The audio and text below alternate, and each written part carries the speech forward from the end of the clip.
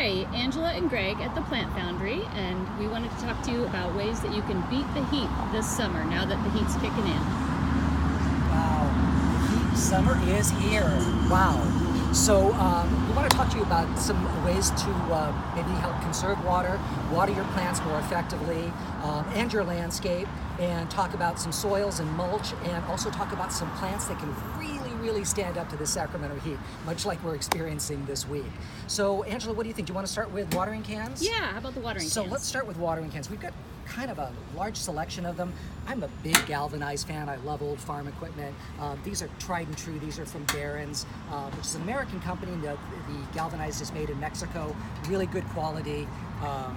They'll really stand up and last forever for you. Really cool. Also in galvanized, these are super cool. Look at these. I love them. These are from Slovakia, from the former Czechoslovakia. Really cool. Super artisan, and like this one in particular, this was a kind of a relic of this was found, and they were able to reproduce it and bring it back. I mean, it's architectural and really cool. Yeah, and that long narrow spout is perfect for watering seedlings and houseplants. And great for houseplants. Yeah. Absolutely. And super cool. And you're kind of buying a piece of history as well too. And very well made from Eastern Europe. Really good. Not to be outdone. Great for houseplants. Great little inexpensive plastic watering can. Perfect little, again, long, narrow spigot there. Perfect for houseplants, especially when you want to avoid getting foliage wet. You want to water at the root zone. Really good. And they come in a bunch of different colors. They come in a bunch of different colors. We just happen to choose purple and pink today. My Little Pony colors. Maybe a little biased toward Maybe pink. a little biased. How cool is this? Again, beautiful, architectural. These are made in Great Britain. Really Haas, cool. Yeah, super cool. And it has the little rosette you can take off and place at the end as well too. I just think these are great. Yep, I love that. Super great. Again, great for seedlings, house plants. Super good. And lightweight, so that when you add water to it, it's not very and heavy. especially sometimes for older people that are inside gardeners and things. Yeah. There can be problems, dexterity issues. This is really nice and not going to be over heavy. Yeah. Hoses for outside irrigation. USA made. These are really cool. And, I mean, look at that color. That's grape. Yeah, I know this one I'm reserving. I want this one here. Yeah, me but we too. have others. I love that color. Super cool. Here's another one. A soaker hose. This is a soaker.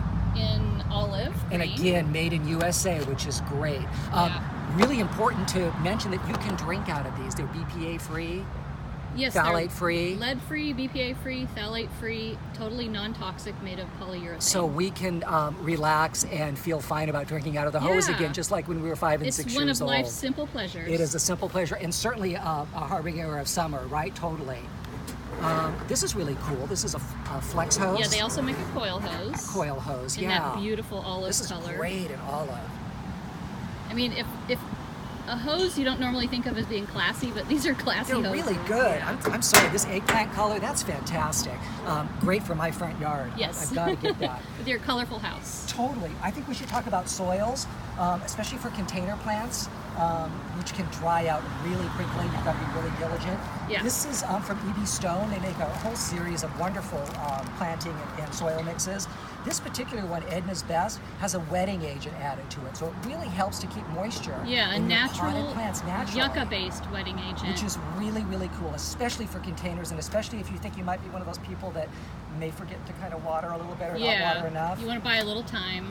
Keep your plants really, this will more help you uniformly a lot. moist. Yeah. Mulching, really important. So over existing garden beds, even over potted plants as well too. To put a layer of mulch in will help conserve water and actually help break down some of that heat too, to keep the soil level from getting so hot. Yeah, and that shredded cedar that you have, that's my personal favorite. This is Angela's favorite. I love the color, the fresh red color, and it's like icing on a cake when you're finished with your landscape. And the fragrance is really nice too. And it smells great. Yeah, when you're applying it and scattering it, it's really nice, and it retains a lot of that fragrance when you walk on it too. Super cool. We also have bark and things too. This just happens to be Angela's favorite. I really like it as well too. Yeah, we have fine, looking. medium, and coarse bark, and also the micro bark. But my personal favorite is the shredded cedar. Absolutely. So we want to talk about plants. Yeah. Plants that can take our intense Sacramento heat and really not just get by, but actually just shine and really perform well. One of my favorites, I always say you get a lot of bang for your buck with this. This is zinnia, but it's profusion zinnia, so you can see multi-branched. You get flowers all the time, really easy care. You don't have to deadhead. If you do deadhead, you will get more, blossoms from it.